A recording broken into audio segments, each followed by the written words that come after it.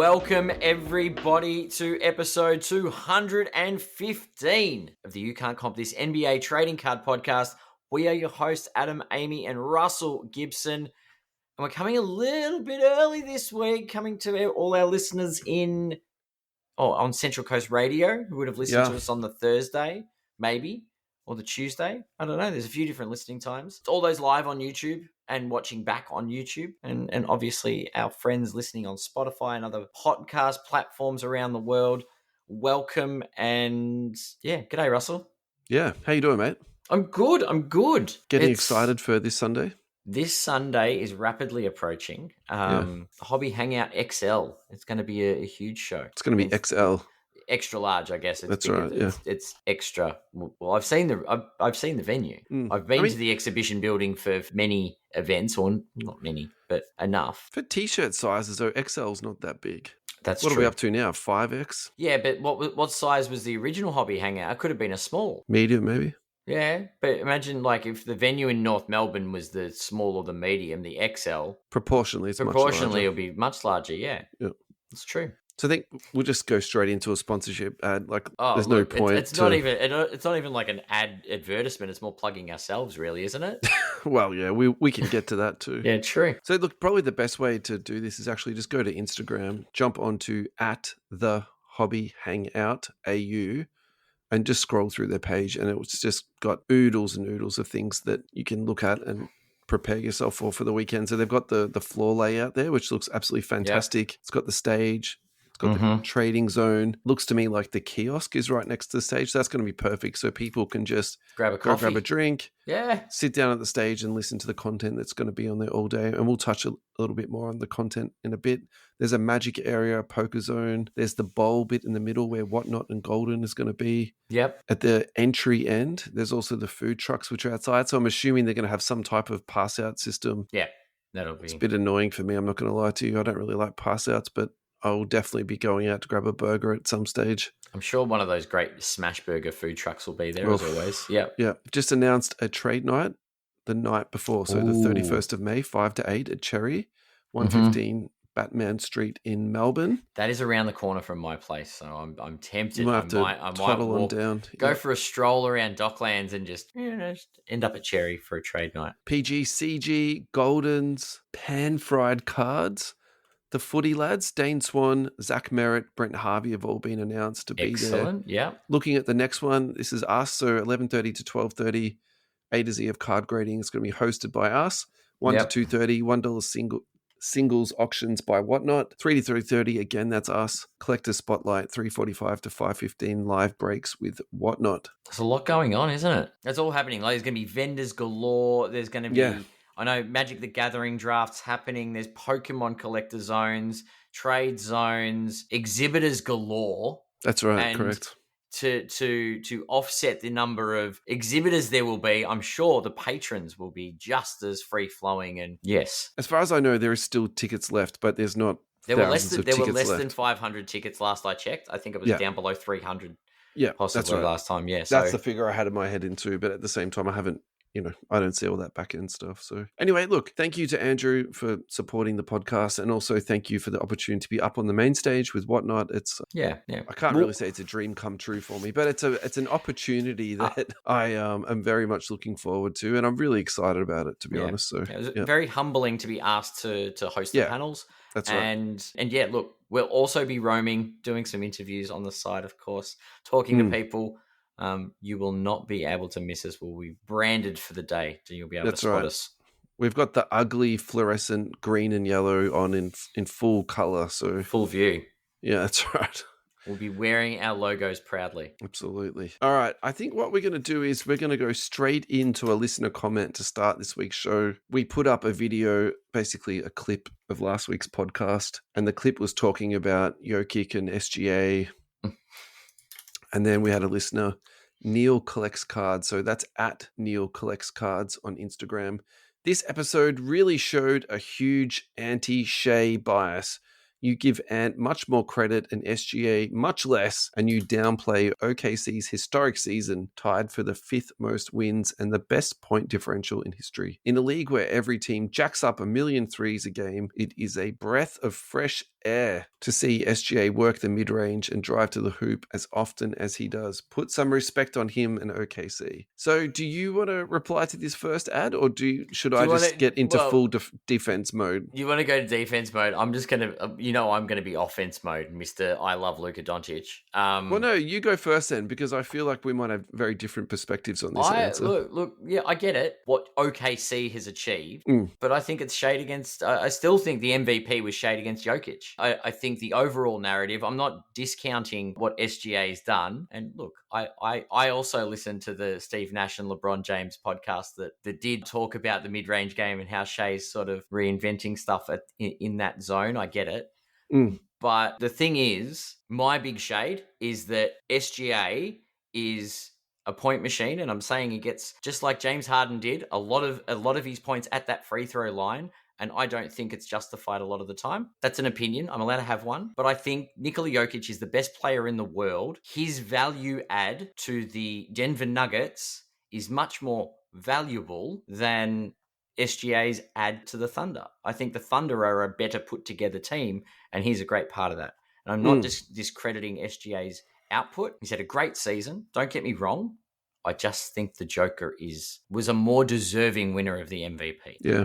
And yeah, you're probably right. I'm a bit rough on the Thunder, so I've underrated them all year. But we can't have the same opinion. That'd be boring. Yeah. Look, I think my response to this is that I think we've publicly said that we dropped the ball on SGA's value, because I think Agreed. Yeah.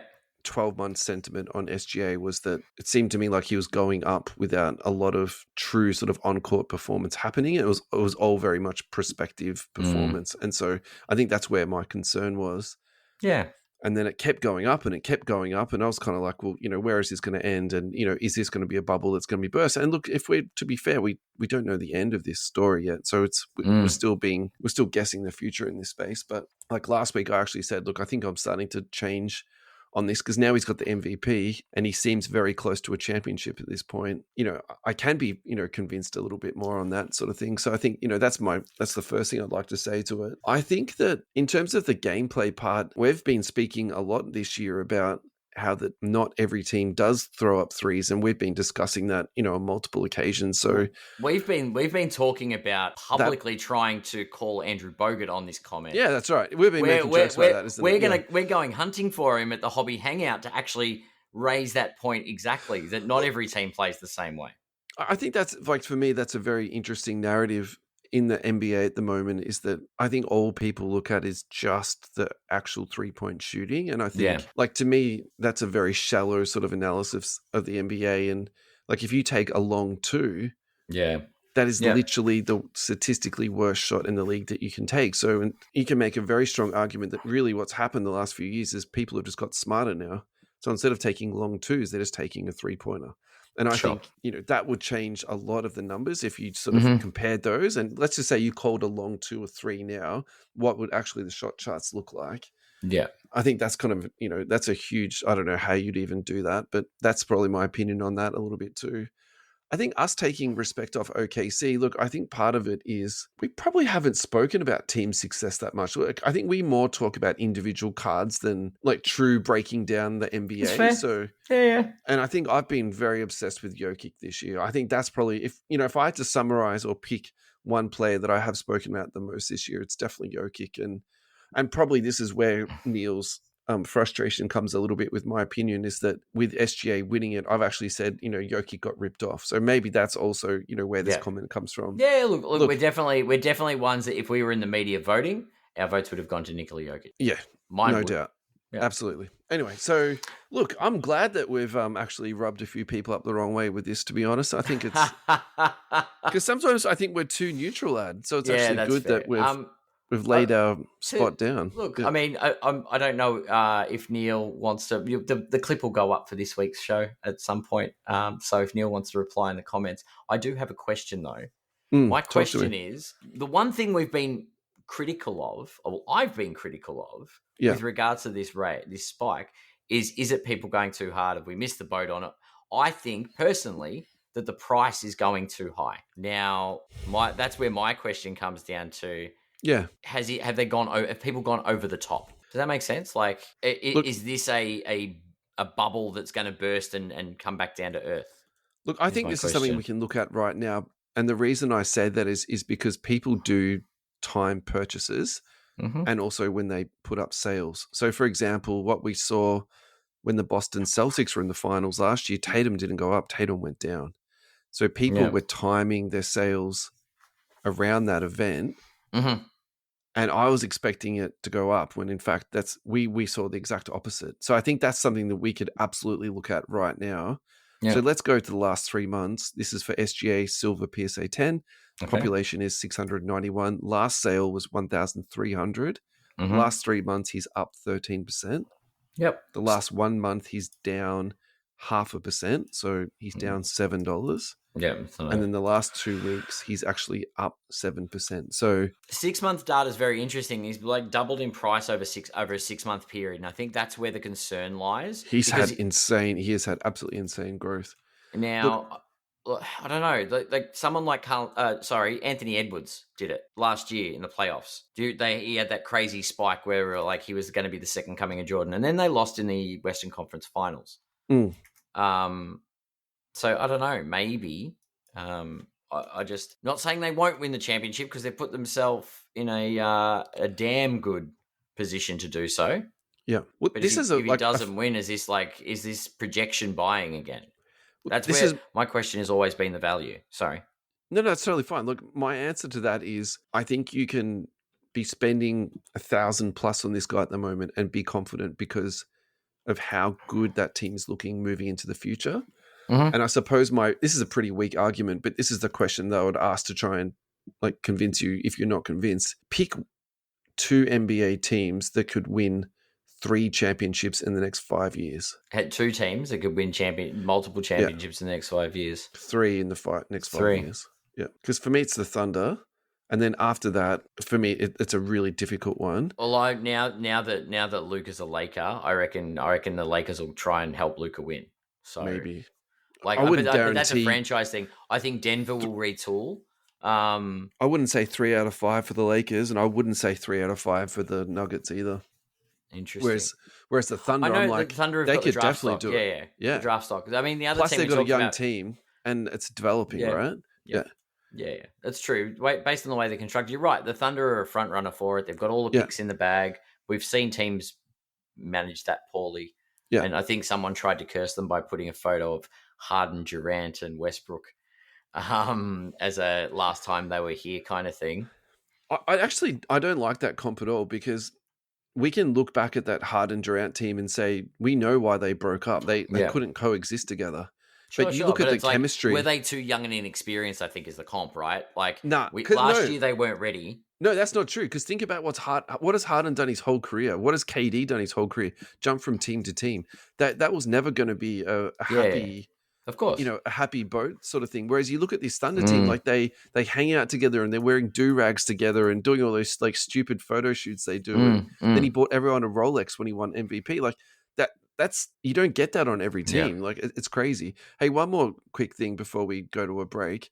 SGA is 26 years of age, so he's not. I wouldn't even make the argument he's in his prime yet.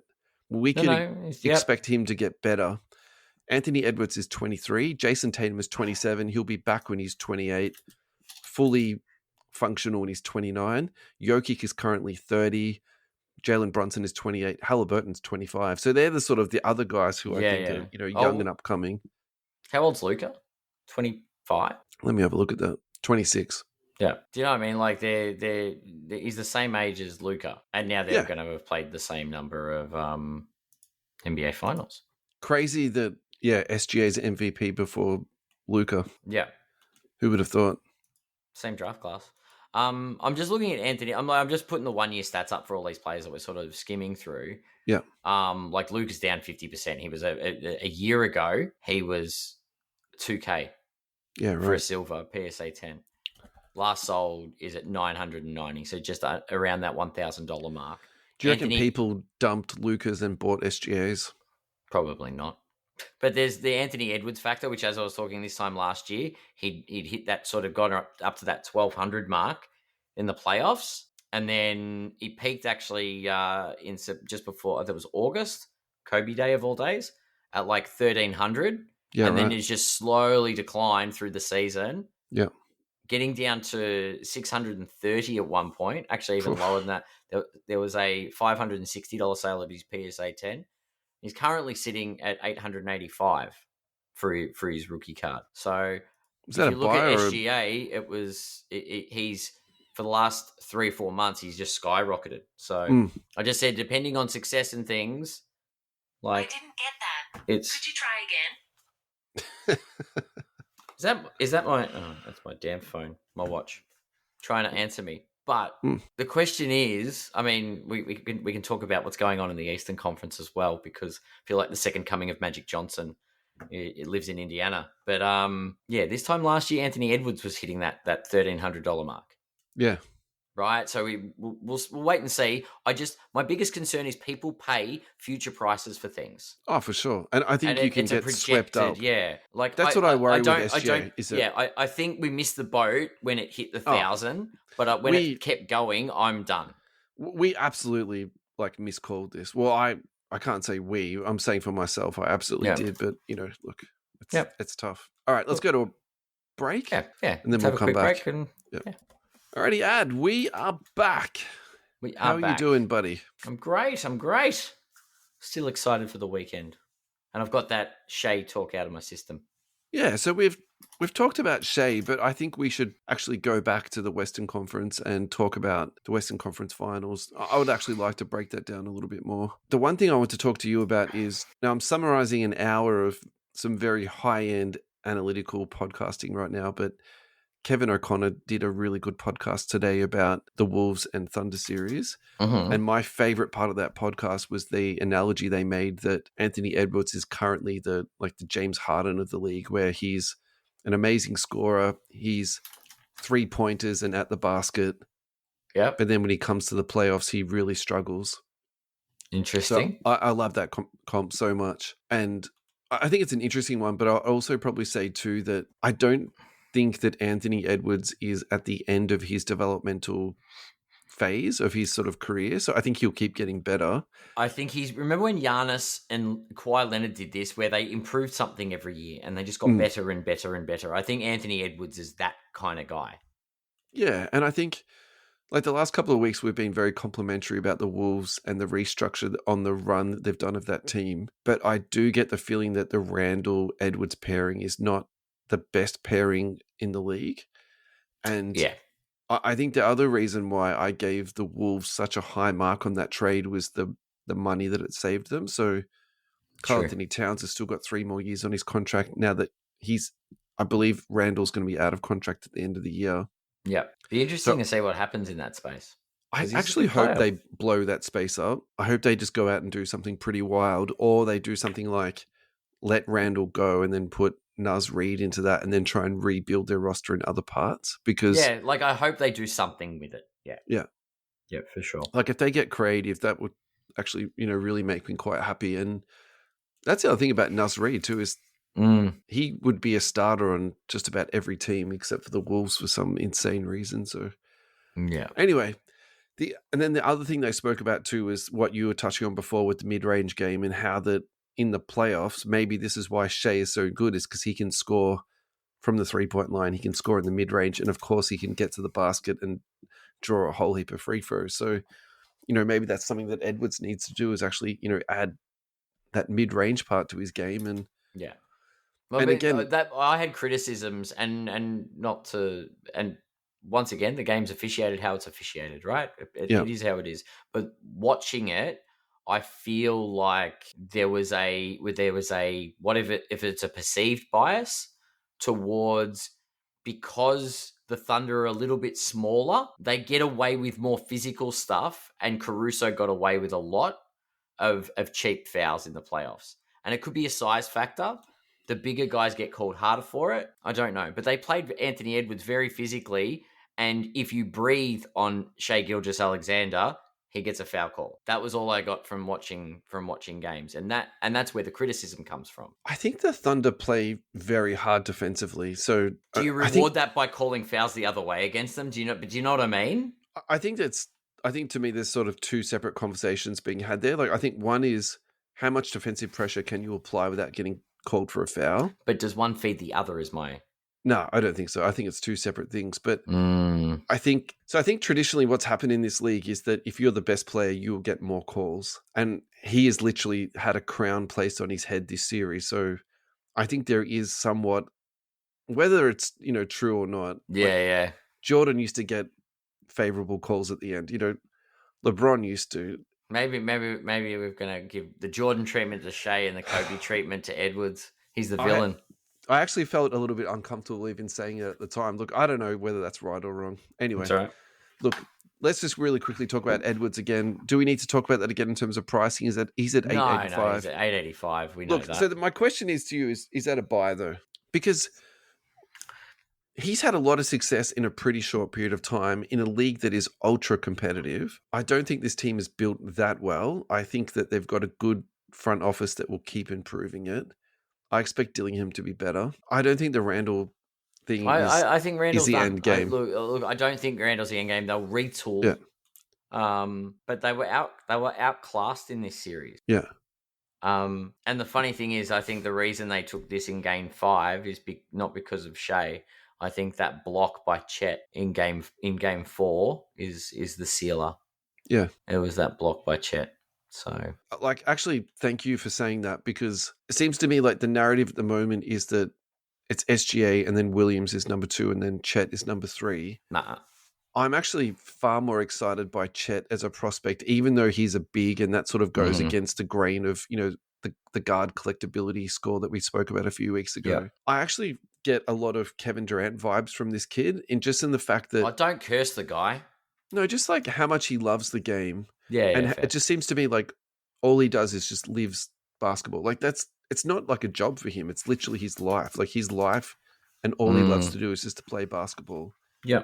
I really get that vibe from him. And I just think that his skill set is so dynamic. And look, I don't think that block that you were referring to, I wanted to bring that up on today's show. I don't think it's iconic like the LeBron James block from a couple of playoffs ago. However, I think it's just as impactful. Correct. Yeah. I think, but it could have changed the series if he didn't get it. Correct. Like the 100%. Wolves could have turned it around and we might be talking to this going to game 6 or game 7.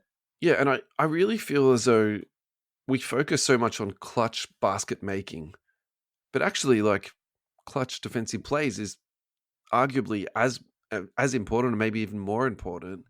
Look, I just love that play so much, honestly. So let's talk about Chet values for 2 seconds. He's selling it at 138 USD for a PSA 10.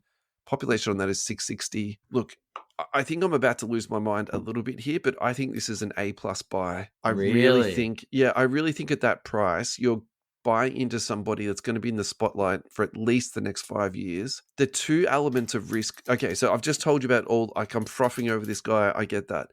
The 2 elements of risk for me is obviously the injury potential.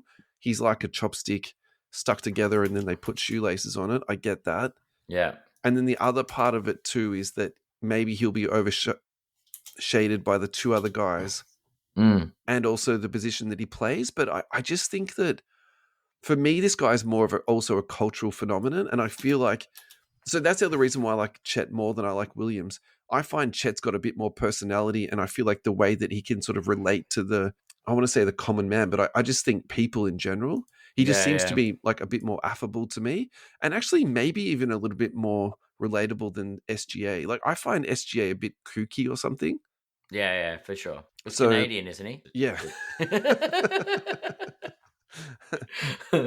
Look, honestly, this is an A+ buy. I know this, but actually looking at the prices, that's not right. I was about to say maybe we've missed the boat on this. So 6 months ago, that was a $300 card.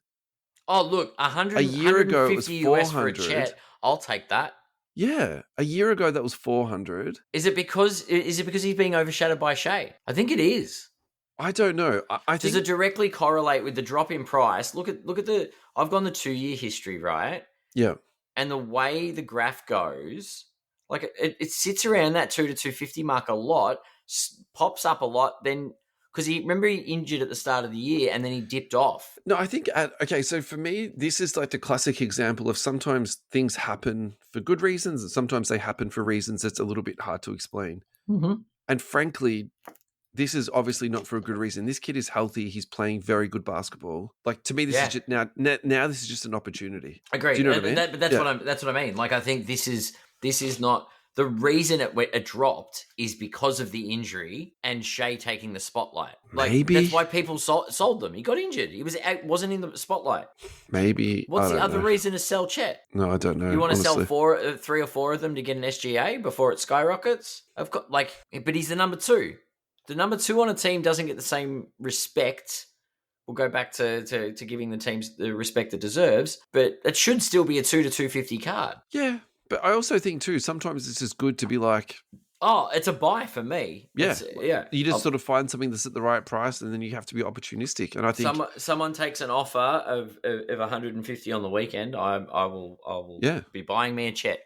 And there's heaps of them for sale. I'm just really quickly looking now. Mm-hmm. There's Prism Silvers, there's Monopolies. I discount those. There's Silver Selects.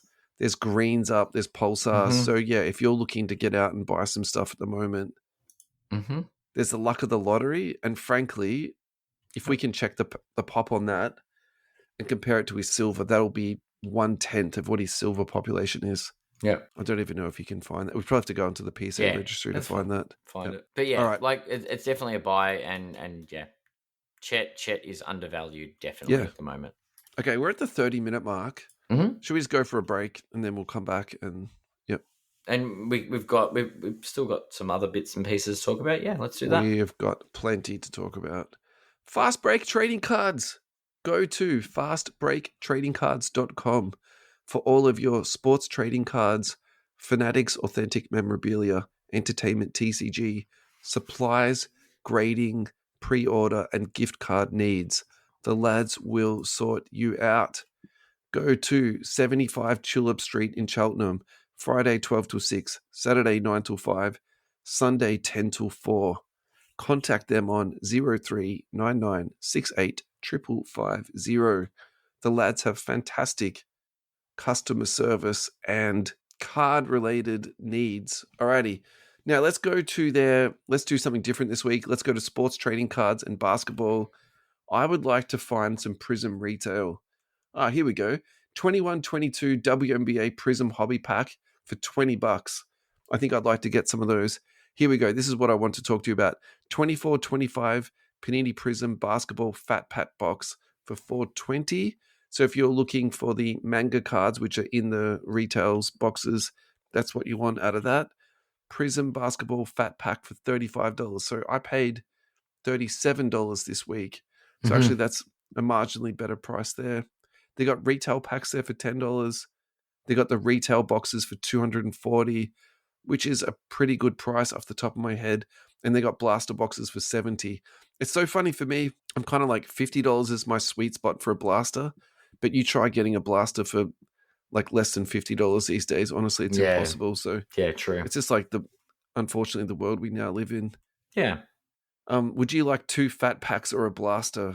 Probably I'd go for the blaster, to be perfectly honest. Probably. Yeah. Just keeping in mind. Yeah. So the lads didn't ask me to spruik this. This is just something I'm really into at the moment. The manga cards are in the retail boxes. So that's crazy good. Yeah. There's definitely some high hit potential in those boxes.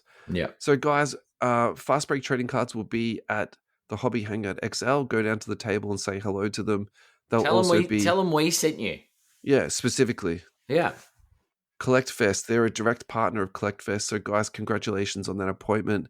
They're also direct with Topps/Fanatics and also an authentic memorabilia partner of Fanatics. So yeah. Thank you so much to the lads at Fast Break Trading Cards. Adam, we're back. We are back. How are you doing? We're at the halfway mark. All downhill from here? Not a bad way. No, definitely not. Let's talk Eastern Conference. Yes, let's. Right. What would you like to start with? What do you think is the most interesting story so far? Game 4, Tyrese Haliburton turned into Irvin Magic Johnson. Did he turn into, or just that people were watching him play? This is my argument. maybe he's just that good. Can I segue here for 2 seconds? You may. All right. So I forgot to mention this in the Western Conference thing, but the last couple of months, my argument about the Pacers is that they've looked at the NBA landscape, they've looked at the rules, and they've built a team that suits that. And I also think that's what the Thunder have done. And I think both of these teams are smart front offices that have used analytics to their benefit. Mm-hmm. What we didn't talk about in the last series that I wanted to talk about was the Thunder's inclination to foul at the end of the game, even when they're up. Yeah. And the analytics behind that is because then the most they only points get 2 shots. Correct. The most points you can give up is 2 points instead of 3 points. So I think that's a really interesting wrinkle that they also had the sub ready to go against the Nuggets. Yeah. In case they didn't have their defense and stuff set. And yeah, the refs had to, because Jokic would demand the ball and they would have someone lined up as if it was going to sub. So the refs would always check to see if there was a sub to bring in. So they wouldn't give Jokic the ball. It's crazy, isn't it? To inbound it. Yeah. There's some next level stuff going on there. That's right. Yeah. Yeah. And the other thing about this too is that I think sometimes the person who pioneers it often takes like the most amount of risk. Mm-hmm. So the analytics isn't all there yet, obviously, but my gut feeling on this is just going to be the new NBA very shortly. This is how all teams are going to play out. Moneyball. Yeah. I think that the negative for me, though, is what's going to happen is it's going to really stretch out the end of the game, though, too. Possible. Yeah. Back to the... Sorry. Yeah. Well, I was going to say, we were... Yeah, go. I suppose that in the Eastern Conference, I was on my friend's show, Three Old Guys Talking Ball, on Tuesday, and we broke down both conferences and how they were shaping up. I very stupidly said that I thought the Thunder were going to lose. So, yep, good on me. I was wrong. But I did say, and we all agreed, that Thunder in the finals on the Western side, if New York get through, the Thunder take the chip. But if the Pacers get through, they are going to challenge the Thunder. I think it's actually going to... It should be a good final series. It's going to be high-paced, that's for sure. Yeah. My gut feeling is, though, that the Thunder are just a much more polished team than what the Pacers are. I feel like the Pacers are underrated. I think they're better than people give them credit. They were there last year at the Eastern Conference Finals. I feel like you're talking to the Pacers fanboy at this point. Like, honestly... Who else has spoken about the Pacers as much as we have? Reggie Miller, probably.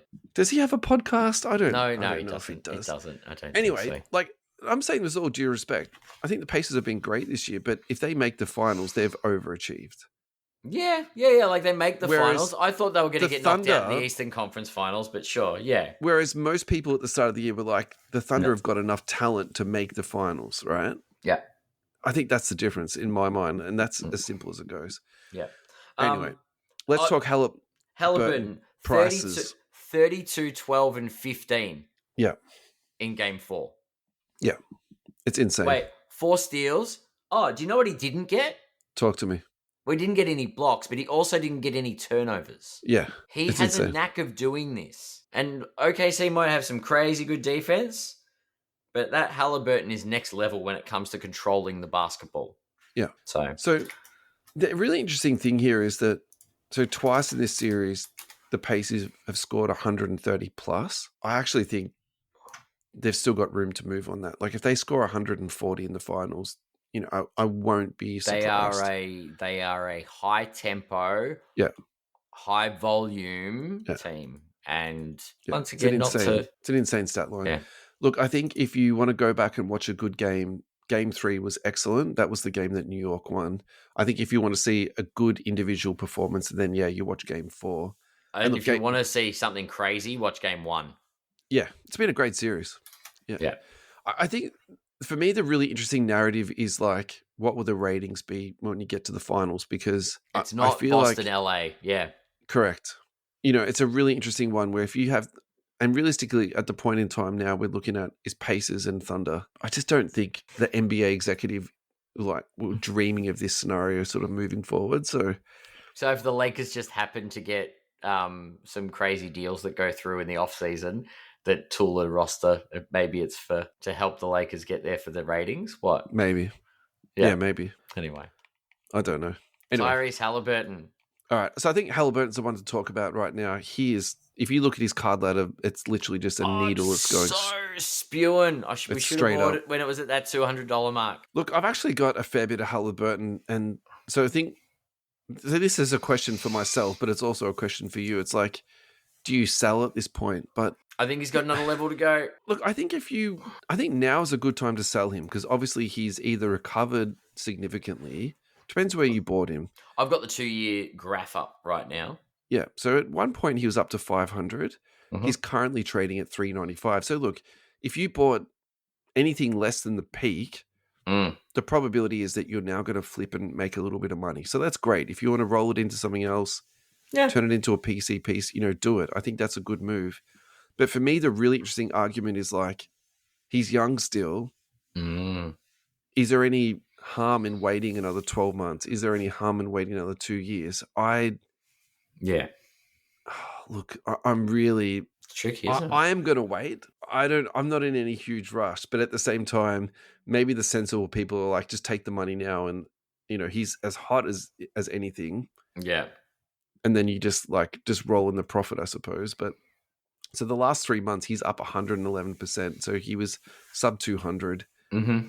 Now he's nearly up to 400. 400. And look, once they make the NBA finals, and then depending on the result, who knows? Well, I got to say though, that to me, that fits the Jason Tatum narrative of like, you buy him up and then you sell him during the finals. Yeah, that's fair. That makes sense to me, especially with Haliburton, because everyone forgets about Indiana in the offseason. Yeah, but also too, like we've spoken about this. If you look at his all-time graph, he is up and down like a freaking yo-yo. So yeah. I think that's the thing about Haliburton. If you buy into Haliburton, you are buying an absolute roller coaster. So I think the other one we need to talk about is Brunson, because he is taking an absolute beating at the moment. And look, this series is not over, so I might look like an idiot after what I'm about to say here, but I am going to predict that Brunson is taking a beating at the moment in terms of he's not. He is exponentially up at the moment. Oh no, actually, wait, here we go. So take it to the last 3 months, and so his last 3 sales, or let's do the last 5 sales: 400, 360, 425, 320, and 250. So obviously the market sentiment is in on this. Clearly those purchases there were in mind to do it for the finals, but now that he's effectively getting kicked out of the playoffs. He's on it's declining pretty quickly, actually. Yeah. Maybe they're getting off Brunson to get on to Haliburton. Yeah, or Chet Holmgren. Yeah. What else do we need to talk about? Last week we spoke about Naismith. I think that's fine. Anyone else that we need to talk about in this series? No. Karl Anthony Towns, do you want to do him? Want a cat check? Yeah. Right. Karl Malone came up for me when I started searching for that. We're not ready for a Karl Malone conversation, are we? No. Look, he's currently trading at 250. He was at 350 3 months ago. Look, I think this is a PC purchase at this point, honestly. Yeah. All right. Yeah. Final thoughts on this series, Ad? Pacers in 5. Pacers in 5. Yeah. Or 6. They probably lose in New York tomorrow. Yeah, surely. But it could very well end tomorrow. Yep. Pacers in 5. Let's get this series started. Doesn't matter. It's still a break. There's a confirmed start date for the finals. I'm going Pacers in 6. Definitely not going to 7. Is mine. Okay. I got to say, if it goes to 7, I think New York has the edge. Agreed. I just don't think it's going to 7. Yeah. I'm excited for the finals now. Yeah. Cool. Alrighty. So this next one, we are just moving into just general hobby talk at this point. Yep. This is a post from Golden on their Facebook feed, but I'm sure it's on Instagram and Twitter and all that type of stuff. They're just spruiking a piece that they're currently listing on their auction house at the moment. It's a huge high-end piece.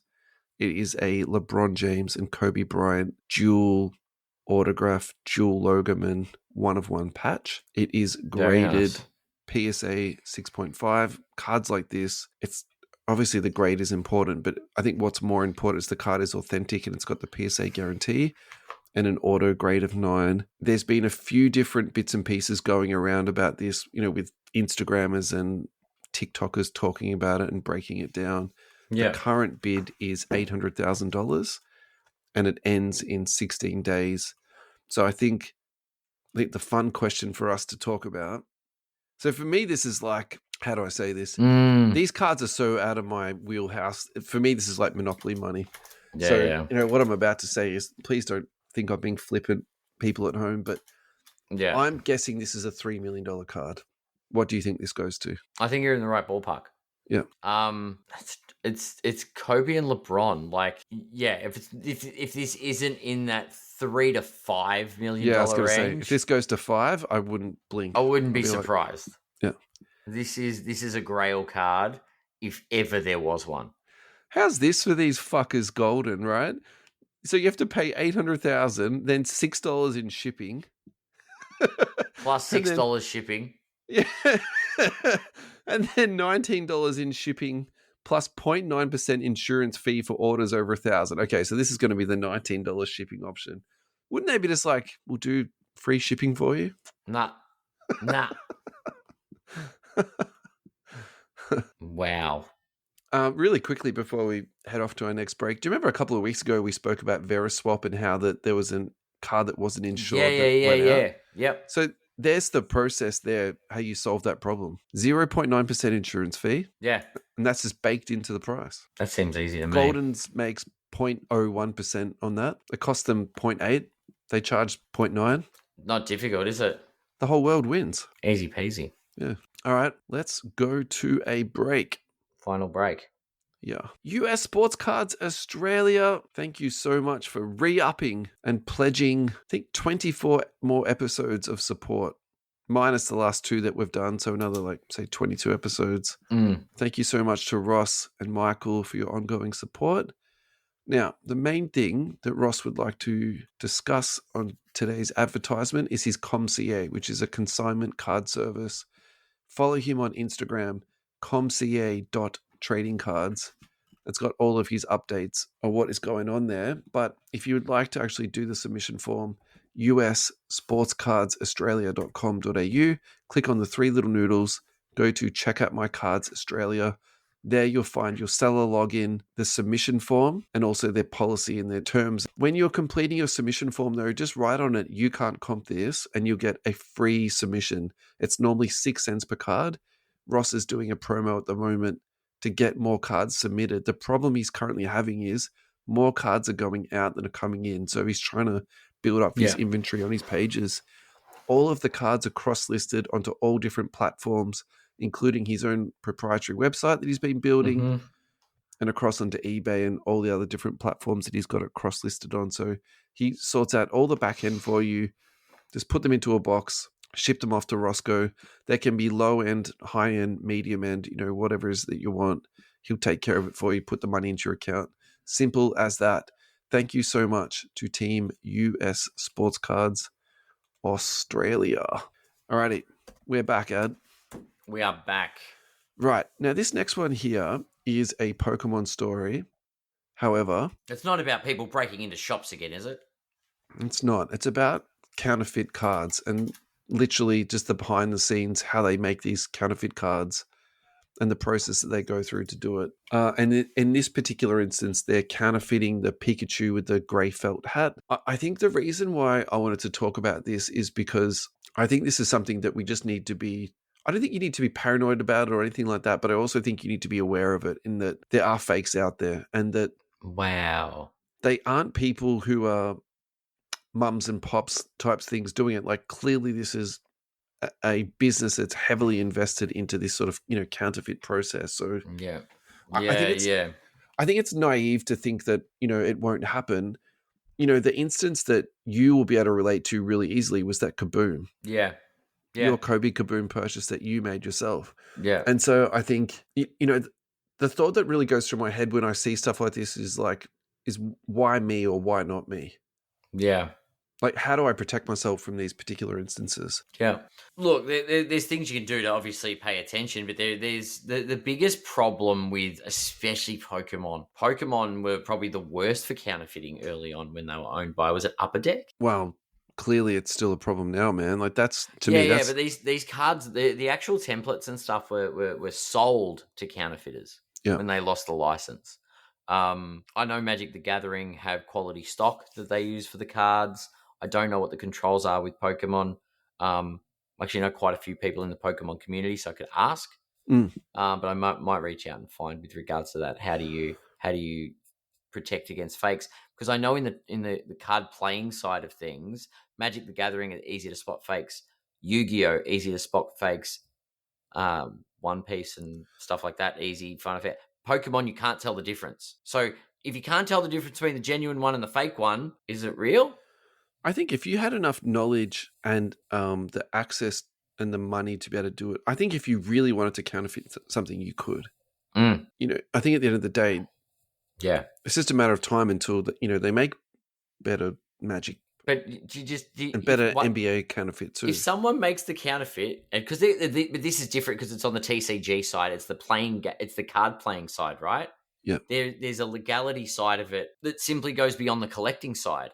This is, are the cards legal for tournament play if they're not real cards? Oh, okay, sure. Do you know what I mean? That's where the Pokemon stuff falls down and the Magic stuff falls down. Because you imagine that people having counterfeit cards and getting caught with a counterfeit card in their deck. Yeah. I don't know. It's it adds a layer to it. The other one for us to talk about too is the fake Wemby Prism cards that were seized. And we spoke about this on a previous episode. Yeah. So clearly people do have the will and the capability to do it. Oh, look, when there's money involved, it will no doubt it will no doubt happen.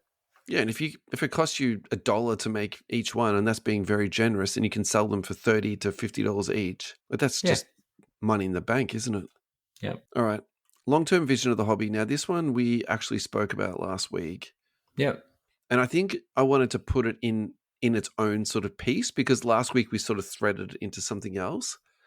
And the other thing I wanted to just really quickly do is, so just to quickly run through this again, this is from Rip and Clip Collectibles, high-end cards that will become alternative assets, fractional investing in 10 to 20 years, grails like LeBron Exquisite RPAs, Steph Gold Prism, Wemby One of Ones, and Caitlin Clark Golds will be treated like fine art or real estate.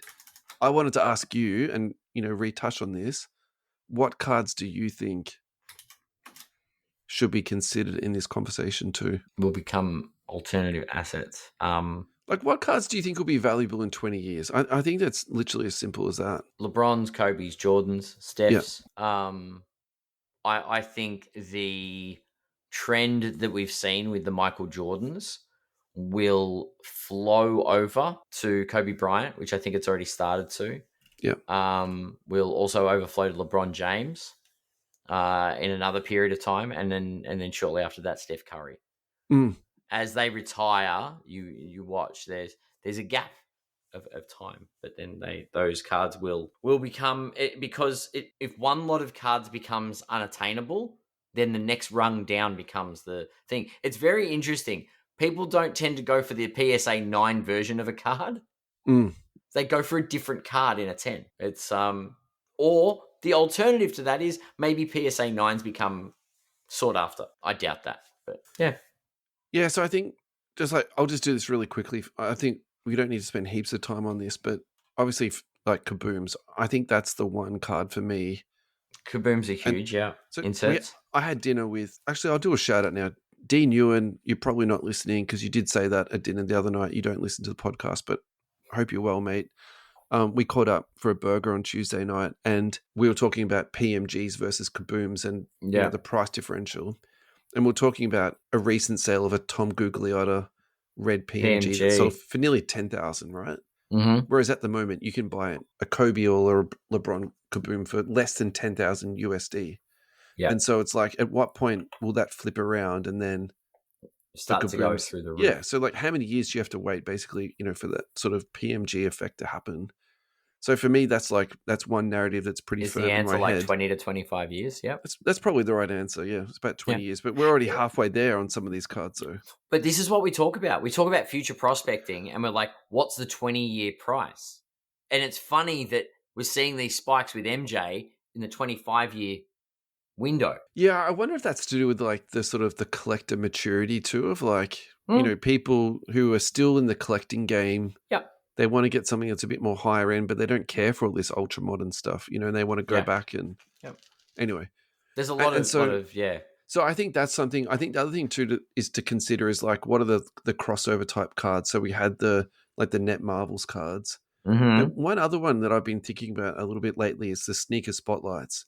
So we know that there's this huge sneaker flipping audience out there that lived their whole lives through sneakers. And so there is now this beautiful card set that's out there that has all the big names in it. It has beautiful shots of the shoes and also on-card autographs on a relatively premium card. Like Noir isn't high-end, and it does have some problems with their end product. However, those type acetate type finished cards seem to be cut pretty well. So I think that's the other one which I think you need to look at and say, look, what is something that maybe could go across into a different pop culture genre that isn't just basketball too? And I feel like for me, that's another one too that I think is going to really, at the bare minimum, hold its value, if not just keep creeping up over time. Like I'm looking at a Chris Paul one at the moment. Yeah. It's a brand Jordan shoe. It's actually it's a really cool looking shoe. And then of course it's got Chris Paul's, picture on it and also his autograph. Like that's a hot looking card, honestly. Yeah. What about blank slates? Look, I think blank slates are good and I think they'll definitely hold their value, but I would also probably say too, not as much as a Kaboom. Okay. Do you think the new generation of Kabooms that are in Revolution will hold value the same way the previous ones did? So if I'm getting my numbers right, this is the final year of Panini. So this is the last Kaboom we're going to see. Yeah, probably. So I think for them to go back to the start, it's almost like the circle of life type narrative for me. Oh, look at you getting all sentimental. No, fair. I like it. I don't mean it in a sentimental way. I'm more meaning I'm trying to observe what is Panini trying to craft here, because they do like to craft these narratives. They're not complete idiots. Alrighty, this ties into the previous post we were just talking about. This is from Card Ladder headlines. 2009 Topps Chrome Steph Curry Gold Refractor. This just sold for $237,000, nearly $238,000. So the really interesting thing about this, and what we should probably do now is go to Card Ladder and look at his total indexes, is because a lot of these really high-end Steph Curry cards haven't been sold for 5 or 10 years. And I think the reason they haven't sold is because that's baseball, Adam. People are just holding, knowing that it's going to keep, trickling up in the right direction. So for me, that this is a really significant sale because it gives us a really good insight as to how far has the Steph Curry market moved in the last 8 years. So I'm actually really interested in this, and I'd love to hear your thoughts on it too, just because it's numbered to 50. It's PSA 9. It's population 4. That's a huge effing sale. $250,000 US for a gold refractor. It's insane. I don't think this card would. I don't think it grades well. There's only 50 of them. I'm just going into the pop count stuff. The gold PSA 10. What gold? Hang on. Oh, no, that's the gold to 2009. That's a different card. Oh, it doesn't have the pop count, doesn't have the number to 50 report. Anyway, might have to go through the register. Well, the gem rate is low on the number to 2000 at 9. Oh, I get where you're going with this. The gem rate on it is 2.5, which is very, very low. So you imagine how 4 PSA 9s, this will be hard to gem and get a 10 out of, right? So maybe it is it's rare air sort of territory. Yeah, I just think it's going to be really interesting to me to sort of keep an eye on this over the next few years. And this is something we already know that his value's gone up exponentially, but it's just kind of the fourth guy on Rushmore, right? Just how much has it gone up? So now we're actually starting to see some data come out on this. I'm not expecting more data to, sort of rush out. This is actually a little bit of a surprising sale for me. So where does he sit? Is he the greatest point guard of all time?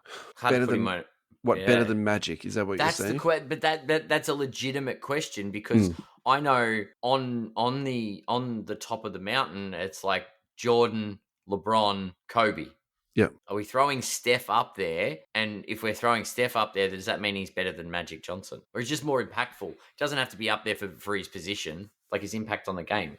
But I feel like he's the next person on Rushmore, like at the top of the mountain. I'm happy to answer this right now just because it's fun to have a chat about it. But at the same time too, I probably think I need to actually sit down and do a bit more research onto this. I think also too, I'm so influenced by my own sort of current bias, and maybe if I'd lived more in the Magic Johnson era, I would feel differently about Magic. But my takeaway on Magic is that he just wasn't there for long enough. That's fair. And his career was just horribly, cut short. It was cut short, Yeah. and that's the saddest part of it. Yeah. Yeah, agreed. All right, just really, really quickly. I was trying to find Steph Curry on the index. I couldn't. However, Pascal Siakam is in the index and is shot right up. So that's something to really think about. If you've got some spicy peas sitting around you want to flip, which I do, I might actually do a little sale for that. The other one I just saw in here too is Tim Duncan, the debut card, which I love that from 1997, the finest card, base with coating. That's also spiked up the index too. So that's a really interesting one. Like sometimes these random cards just sort of pop up the index. Yeah, that's true. All right. As always, we like to finish with an MJ. So I think in true, you can't comp this. We haven't got through everything. Of course we haven't. But that's totally fine. MJ. Oh, look at this for a way to end the show. This is from our friends at Card Ladder. Eye-catching sale, 2007 chronology, Michael Jordan, hashtag SIT-JO, Stitches in Time, number to 5, PSA Authentic, Auto 10, sold for $79,300 via Goldens. So, you can make the argument, do you want 4 of these or do you want one Steph Curry PSA 9? Why did this only sell for $80,000? It seems low for me too. Did we talk about this card last week? No. I feel like we said this Maybe we did. A little while ago. Maybe we did. I don't know. Jordan is one of those hard ones I just don't know how to. Very middle-aged guy. Chronology Michael Jordan. Who made the card? It's an Upper Deck card. Upper Deck, yeah. Look, I don't understand. I think it's so unders for that card. That's a 10. For me, that's an absolute 10 for the purchase. So whoever got that, congratulations. Sure. Again, monopoly money type purchase, but at the same time. It's crazy though. 79,000 to me. Numbered to 5. I don't know. I tell you what, it's possible we've already spoken about that card. So can we finish this week's show on a different card? Let's do this Jordan one. I got this one down here, the Bill Russell 1961 Fleer. Can we please talk about that? We can. All right. I want to talk about this basically because I think these are the type of cards that have still got room to move. Sure. Population on this is just 29. Mm-hmm. PSA 9 sold for $30,000. I really think these type of cards move into the future are going to keep going up in value. Yeah. The Bill Russells, the Kareems, to a lesser degree, Wilt Chamberlain, George Mikan. I think those really like old school Bill Sharman, type guys. I think you can take a really long, hard look at all their like rookie cards and go, look, actually, is there still some room to move on these? Like that card is what, 40, 60 years old. Like that really hurts my brain to think it's been floating around this earth for that long and it's still in a PSA 9 condition. That's crazy, isn't it? Yeah. It's nuts. Anyway, I love all that sort of old stuff too, and I'm really enjoying sort of just spending a bit more time learning about it. Thank you, Adam. Thank you to all of our listeners at home in USA, Canada, New Zealand, Philippines, Germany. They're the big ones. So thanks, guys, for tuning in. All over the world. And of course, anyone the ones who listens. that stuck around on YouTube, it was amazing. I have an update about the Hobby Hangout. Talk to me. At the time of recording, there are less than 200 tickets available. That actually makes sense, doesn't it? Yeah, that was posted whilst we were recording. Yeah. We hope to see you all there at the Hobby Hangout on Sunday. Can't wait to get up on stage and run these panels, interview people. It's gonna be a great sweet weekend. And thanks again for tuning in, and we will see you next time. Cheers, mate.